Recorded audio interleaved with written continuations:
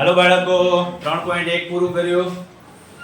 આપણે હવે ધોરણ 6 નું ગણિતમાં પ્રકરણ નંબર 3 માં સંખ્યા સાથે રમતા રમતા આપણે આગળનું બધું જ વિભાજ્યતાની બધી જ ચાવીઓ, વિભાજ્ય અવિભાજ્ય સંખ્યાઓ અને સ્વાધ્યાય 3.1 પૂરું કરી દીધું. હવે આગળ આપણે સ્વાધ્યાય નંબર 3.2 માં દાખલા નંબર 1 માં તમને કંઈક આવું કીધું છે કે કોઈ પણ બે સંખ્યાઓ લેવાની, બંને એકી સંખ્યા લેવાની અને બંને બેકી સંખ્યાઓ લેવાની અને સરવાળો કરવાનો. શું જવાબ મળે છે જોવાનું છે. તો ચાલો આપણે જોઈએ.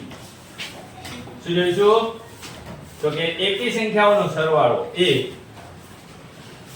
બંને એકી સંખ્યાઓ લો 1 અને 1 કેટલા આયા? 1 અને 3 કેટલા આયા? 3 અને 3 કેટલા આયા? 5 અને 5 જોજો 1 અને 3 ફરીથી લેવાઈ ગયું ને, એ લીધું તો કઈ વાંધો નહીં. 3 અને 7 5 અને 7 કોઈ પણ એકી સંખ્યા લ્યો, બે એકી સંખ્યાનો સરવાળો કેટલો મળે છે? બેકી સંખ્યાઓ મળે છે. કેવી સંખ્યા મળે છે? બેકી સંખ્યા.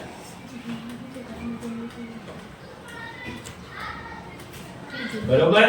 કોઈ પણ બે એકી સંખ્યાનો સરવાળો મગન શું મળે છે? બેન કિંજલ બેકી સંખ્યા જ મળે છે.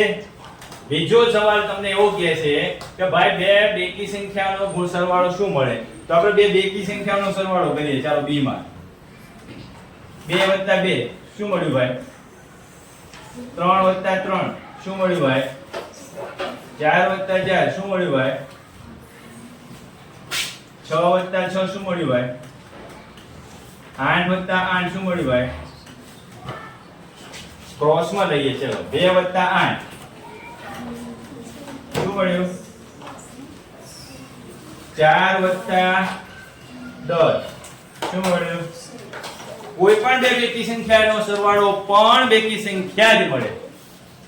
એકી સંખ્યા હોય કે બેકી સંખ્યા હોય, તમે એનો સરવાળો કરો ને એટલે જવાબમાં હંમેશા બેકી સંખ્યા જ આવશે. આ યાદ રાખજો.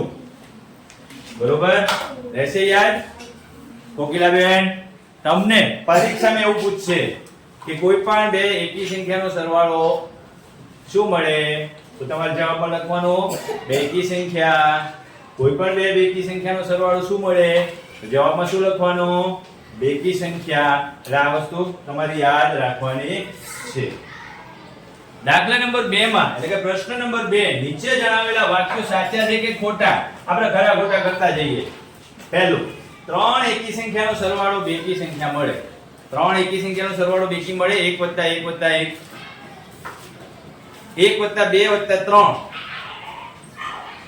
કરી દો. ચાલો 1 + 2 + 3 શું મળશે? બેકી સંખ્યા. 2 + 3 + 5 શું મળશે? બેકી સંખ્યા. શું મળશે? બેકી સંખ્યા. કોઈ પણ રીતે તમે સરવાળો કરશો હંમેશા બેકી સંખ્યા જ મળશે. પહેલું વાક્ય શું થશે? સાચું. બીજું, બે બેકી સંખ્યા અને એક એકી સંખ્યાનો સરવાળો બેકી સંખ્યા મળે. તો આમાં બે બેકી સંખ્યા નહીં.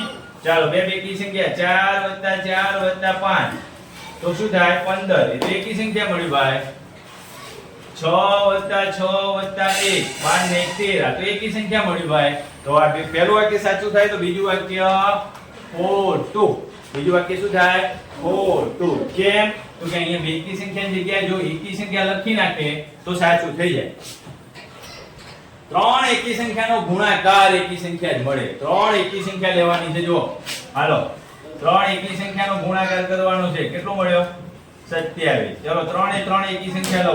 1 3 અને 5 15. ત્રણ એકી સંખ્યા લો. જોજો ત્રણ એકી સંખ્યાનો ગુણાકાર શું મળ્યો? એકી સંખ્યા જ મળ્યો. એટલે ત્રીજો સાચું. ચોથું, જે બેકી સંખ્યાને 2 વડે ભાગવામાં આવે તો ભાગાકાર હંમેશા એકી સંખ્યા જ મળે. ના મળે ભાઈ. આપણે 2 ની વિભાજ્યતાની ચાવી જોઈ. બેકી સંખ્યા કોને કહેવાય? તો કે બે સરખા ભાગ થતા હોય એવી જ સંખ્યાઓ હોય હવે બે સરખા ભાગ થાય તો એકી સંખ્યા ના મળે. મળે એકી સંખ્યા? પણ 14 ના બે સરખા ભાગ કરો તો 14 ના બે સરખા ભાગ કરો તો 7 થાય. એ તો એકી સંખ્યા આવ્યો.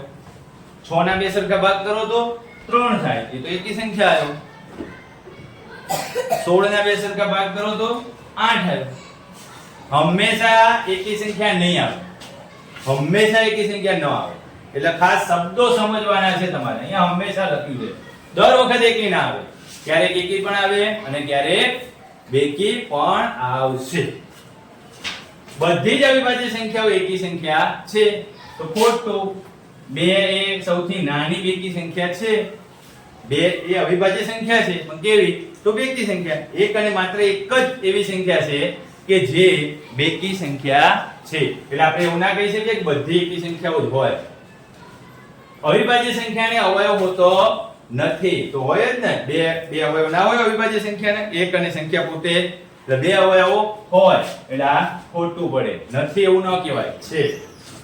બે અવિભાજ્ય સંખ્યાનો સરવાળો હંમેશા બેકી સંખ્યા જ મળે. તો બેકી સંખ્યા મળે 2 + 3. આ તો એકી થઈ ગયું. 2 + 5 આ તો એકી થઈ ગયું. બે અવિભાજ્ય સંખ્યાનો સરવાળો. 3 + 5 બેકી સંખ્યા થાય છે. તે હંમેશા નહીં થાય. હંમેશા શબ્દ આપ્યો છે ને એટલે ખોટું પડે. શું પડે? ખોટું. 2 એ એકમાત્ર બેકી અવિભાજ્ય સંખ્યા છે. હા, એકમાત્ર બેકી સંખ્યા છે. બધી બેકી સંખ્યા વિભાજ્ય સંખ્યા છે. તો કે હા, બધી બેકી સંખ્યા વિભાજ્ય છે. હા, નહીં.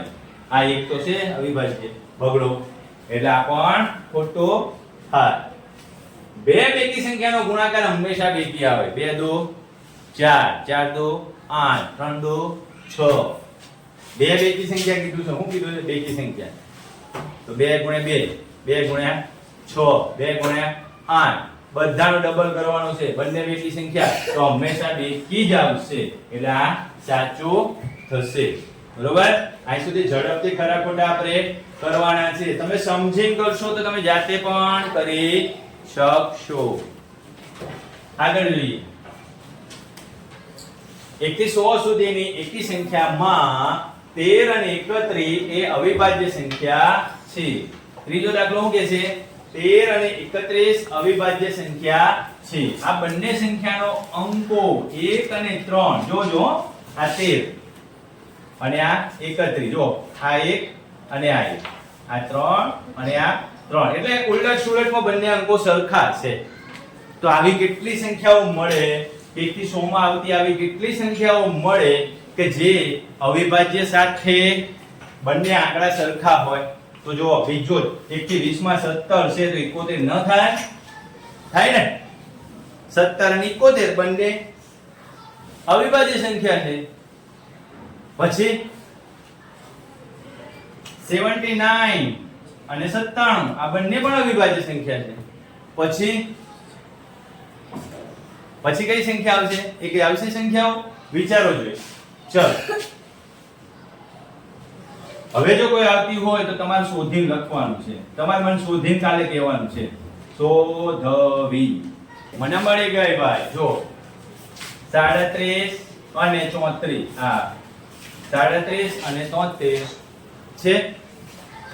37 અને 73 છે ને. કેવી છે? બંને અવિભાજ્ય છે. બંનેના ઉલટ સુલટમાં જોઈ લો. કેવા ક્રમ આવશે? બંનેના ઉલટ સુલટમાં જોઈ લો. બંનેના અંકો સરખા જ થશે. એવી 3 જોડી છે તમારી જોડે. જો પાના નંબર ખોલો. 30 નંબરનો પાનો ખોલો. એમાં આ કોષ્ટકમાં જોવાનું છે. આપણે રમત રમ્યા હતા એમાં 30 નંબરનું પાનું ખોલો.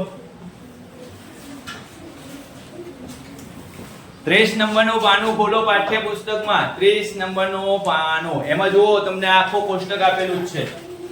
છઠ્ઠા વાળાને તો મળી જવું જોઈએ ફટાફટ.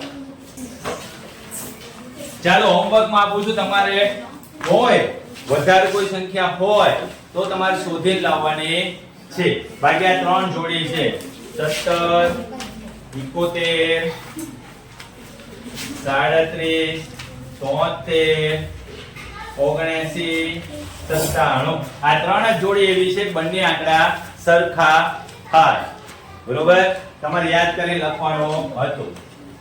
ચાલો ચોથો પ્રશ્ન શું કહે છે કે 20 થી નાની અવિભાજ્ય કે વિભાજ્ય સંખ્યા અલગ લખવાની છે.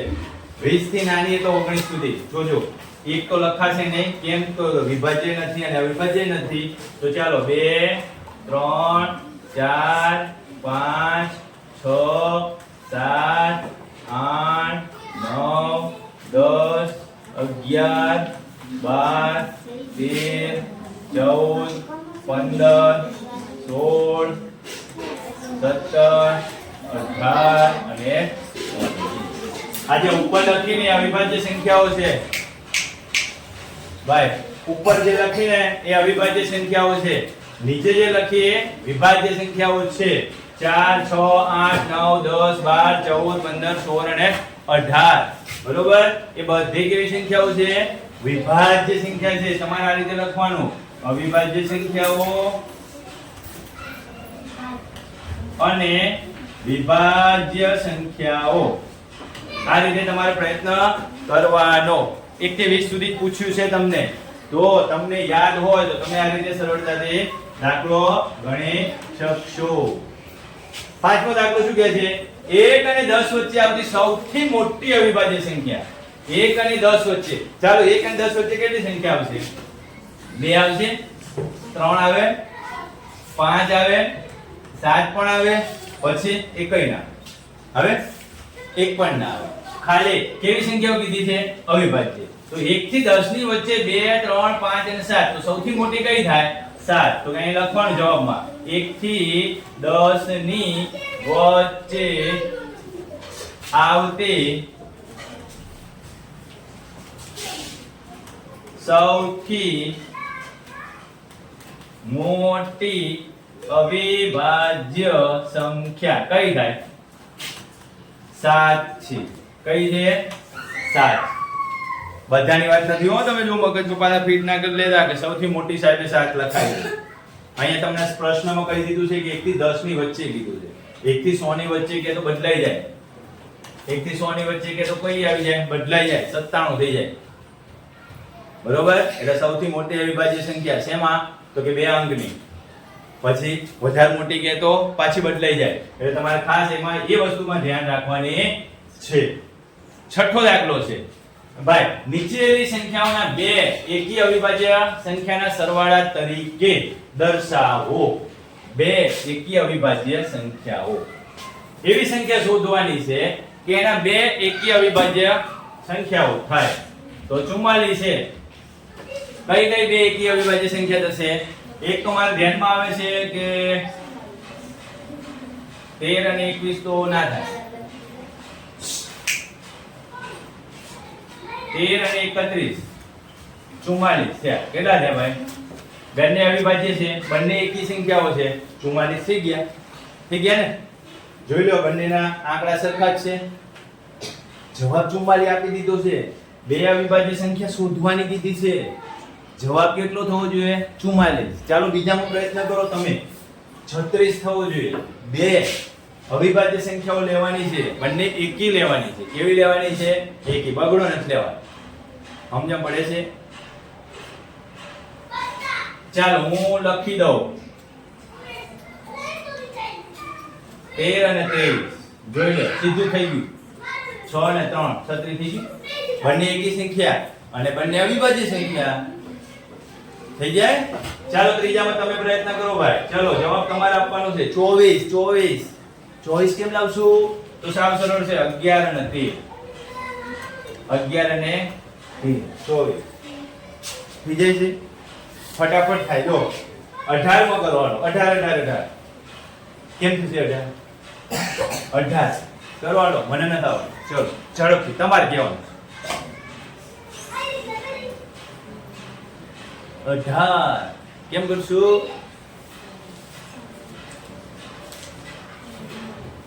5 લ્યો. 5 અને 13 થઈ ગયું 18. પહેલા તો અવિભાજ્ય સંખ્યાઓ આવડવી જોઈએ ને. 1 થી 100 વચ્ચે. 1 થી 100 વચ્ચે ના આવડે કઈ ને. 1 થી 20 વચ્ચે આવડવી જોઈએ. એટલી તો તમારે પાર્ટિકલ લેવાય ને. 1 થી 20 વચ્ચે કેટલી અવિભાજ્ય સંખ્યાઓ આવે? હમણાં જ મેં તમને એ દાખલામાં બતાવ્યું. ક્યાં બતાવ્યું ભાઈ? 1 થી 20 વચ્ચે કેટલી અવિભાજ્ય સંખ્યાઓ આવે? આટલી. 4 4 8 જ યાદ રાખવાની છે. કેટલી? તો કે 2 એમાં બગડો તો લેવાનું ના પાડી છે. કેટલી યાદ રાખવાની? 3 5 7 11 13 17 19. આ સંખ્યાઓનો આમાં જોડી બનાવવાની છે કે આ જે જવાબ આપ્યો છે એ જવાબ નીચે આવવો જોઈએ. સમજાઈ ગયું? તો આપણે કેટલા દાખલા જોયા? 3.2 માં 6 દાખલા જોયા. આના પછીના વિડિયોમાં આગળના દાખલા જોઈશું. ઓકે.